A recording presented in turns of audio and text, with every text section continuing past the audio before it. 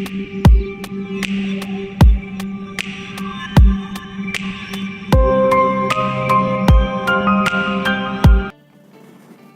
again.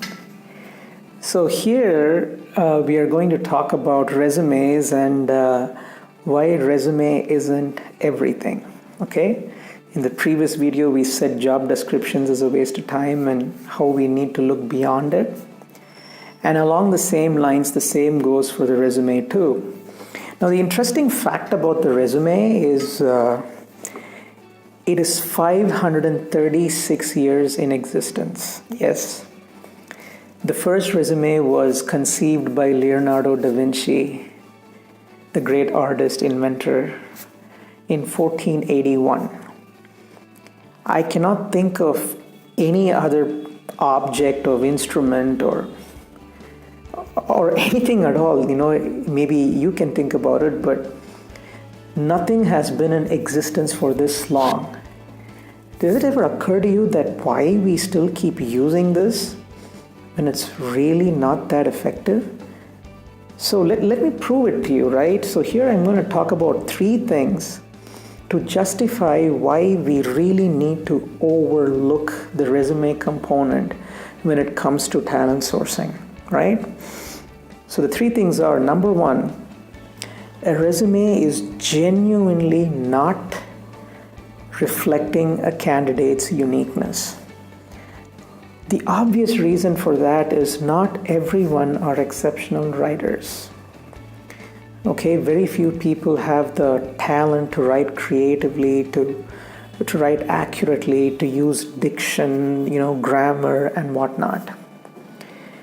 A resume really doesn't define, even recruiters know this personally. Maybe they won't admit it outside. You cannot judge a person entirely on the resume.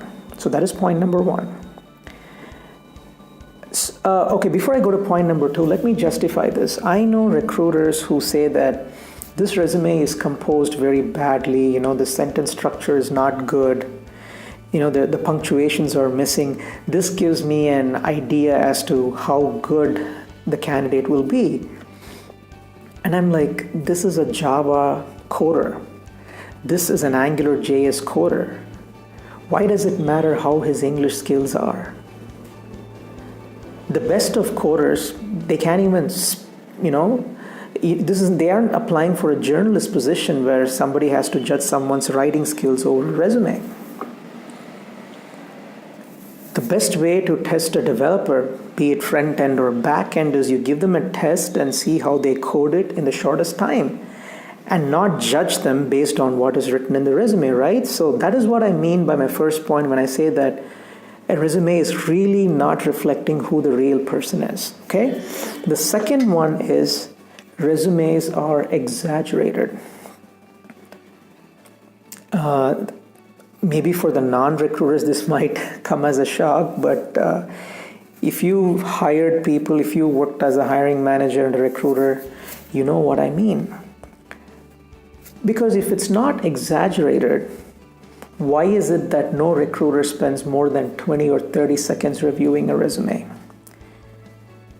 It's really sad because the candidates who are looking for jobs or they're looking for better jobs, especially when they have no job, they take the job description, they see what's written in it, they take keywords from there, and they put it. So they say that I'm good at 10 skills. How do you know that this candidate is genuinely good in these 10 skills? In most cases, they're not. They're just trying to present themselves in a manner that they get selected for an interview and take it over.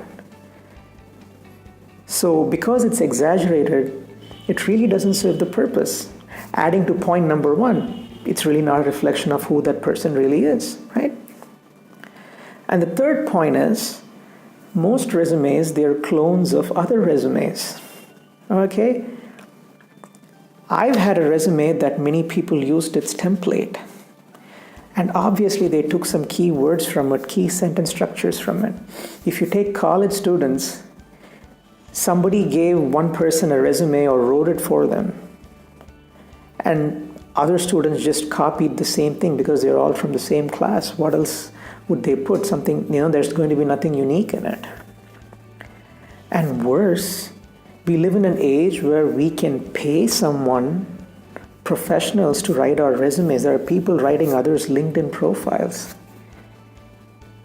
So in that case, if somebody else writes a candidate's resume, it's totally not reflecting that person. So on these 3 points, isn't it about time we realized that resume really isn't helping? So many resumes are downloaded, so many resumes are uploaded. And if resumes are effective, why are literally every job applications asking you to rewrite everything in their own form? It is frustrating. You ask any job candidate, applying for one position takes 40 to 45 minutes through an applicant tracking system. What are the recruiters doing? In the next video, we'll see how candidates rig resumes and automated software. But my point I want to make here in this video is we need to redefine how talent sourcing happens. Just because it's been around for 586 years, why aren't we using landline phones anymore? Why aren't we using keypad phones anymore? Why did we migrate to smartphones? But why are we still using resumes for over 500 years when it's really not effective? We've been working on a solution for this. We have actually. So if you're a recruiter or hiring manager watching this, let these points dwell in you. Just because it's status quo doesn't mean we have to kill ourselves in an outdated process and outdated features. There has to be a shift in the mindset as to how talent sourcing goes from here forward. Okay?